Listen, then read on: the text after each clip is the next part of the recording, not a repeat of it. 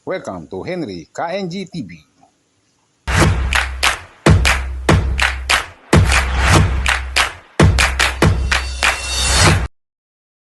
Good morning, good morning. Ngayon po ay nandito tayo sa may Santo Cristo Integrated School.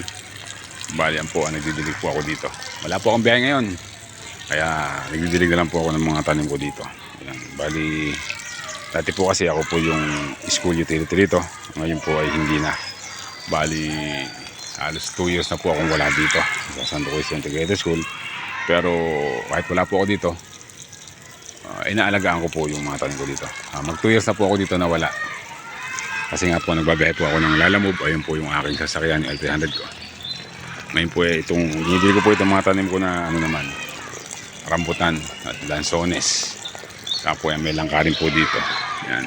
Ito po, malaki na po itong tanim ko na rambutan dito. Bali ito nga po ay tanim po namin ito noong 2021 o mag 2022 na po siguro nang tanim namin ito. Bali ito po ngayon ay mag 4 years na po siguro. Hindi ko na po matandaan. Ngayon po kasi halos sa March ngayon, patagaraw na, pero malamig pa panahon. Kailangan po diligin ng mga tanim. Bali ito pong rambutan na to, ito po ay tumaas na rin. Ang ginawa ko lang po dito ay kinat ko lang po. Kinat ko po doon sa sanga na yun para hindi siya masyadong tumaas. At para po lumaki puno niya para tumatag. Bali marami po yan. 1, 2, 3, 4, 5, 6. Dati po puno po yung mga gulong na to. May mga pagitan lang. Ang nangyari po ay hindi po tumagal yung iba. Pero yung mga natira po, ito po yung matitibay. Bali po, kinat ko rin po ito. Kaya po hindi rin po masyadong mataas. Pero malaki na po yung puno nila.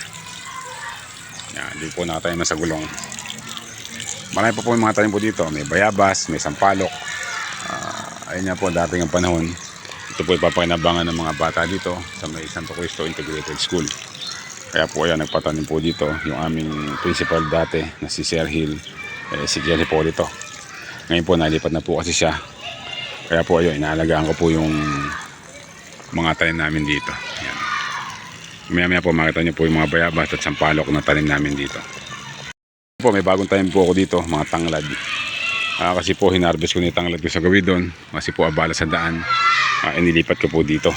Ayan po, bali tanim po sa mga gulong na to. Ngayon po ito yung aking binubuhay o pinapalaki o inaalagaan para mabuhay. Kailangan po kasi nito maraming tubig sa una para para mabuhay. Ganyan po kasi tanglad. Pero pagka nabuhay na po yan, dire-diretso na po yan kahit na hindi nadiligin. Ayun po, natin tayo ngayon sa tanim kong bayabas. Bali yung bayabas po na to, ito po ay buto na pinapunla sa akin ng aming dating principal nga si Sir Hill. Tapos yan, pinunla ko. Tapos napalaki ko, tinanim ko dito. Bali nga po yan, nasisira po kasi ng mga bata, kaya po ganyan itsura. Hindi po kasi nanghihinayang yung mga bata sa ngayon. Paglaki ng mga bata na yan, malalaman nila na hindi pala dapat sirain yung mga nakatanim. Hindi po mapigil yung mga bata, hindi kasi mabantayan. Bali ito po, marami po ito. Ayan po sa guri, sampalok. Mamaya didiligin ko po yun. Lalapitan natin yan. Unahin po muna itong bayabas.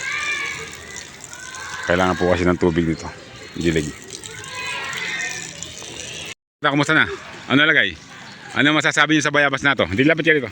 Sarap. Hindi, ano masasabi niyo dyan? Ano ba't nasira? Sino sumira? Mga bata. Bakit? Di ba? Sayang Sana Sila naman interview. pagdating ng panahon ni tayo rito, mga bata, lapit kayo rito, dali. Good morning. Ano masasabi niyo sa mga bayabas na rin? Ha? Sa tansya nyo, bakit nasira? Bakit nasira? Ng mga bata kasi. Ginupitan ko yung nakaraan Sinisira ng mga bata kasi. Ito yung akin tayo na sampalok. Dati po ito ay 5. Ngayon po ay 3 na lang natitira. Matitibay po ito kasi hindi po masyadong bumigay kahit na sinisira ng mga bata. Kasi po, hindi ko rin mabantayan yung mga bata dito. Dahil nga po ay bumabiyahe ako. Kaya yan. Pero po nung una, mabilis pong lumaki yan kasi nababantayan ko. Ngayon po hindi ko nababantayan. Kaya nangyari. Sayang pa naman po. Ito pong sampalok na to ay sweet sampalok na imported. Bali ito po ay pinunla ko rin. Pinatubo ko hanggang sa naitanim ko ng ganito. Ayan po. Laki na po sana ng puno niya. No? Dapat po mataas na yan. Kaso nga lang po, laging nagagalaw ng mga bata. Sayang. Paglaki po nito, sila rin naman ang mga kinabang dito sa mga bunga ng mga itanim namin dito sa Santo Cristo Integrated School. Ayan. Ito po yung mga tayo kong bayabas dito.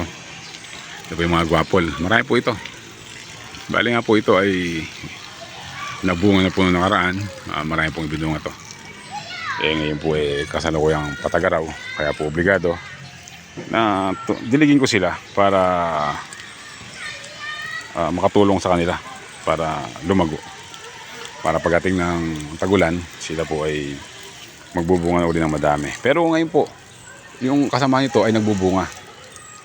Dahil nga po itong mga gwapo na ganito, basta po ito ay alagaan lang at diligan lagi, patubigan, ito po ay magbubunga ng madalas. O halos non-stop po ang pagbubunga nito. Basta po naaalagaan lang. Kasi nga po, dahil nga po ako ay busy sa aking trabaho bilang isang lalamove driver. Kaya po, ayan, hindi ko sila masyado naharap. Hindi ko naman pwedeng i-asset sa mga bata. Kaya ako pa rin po ang nag-aalaga nito.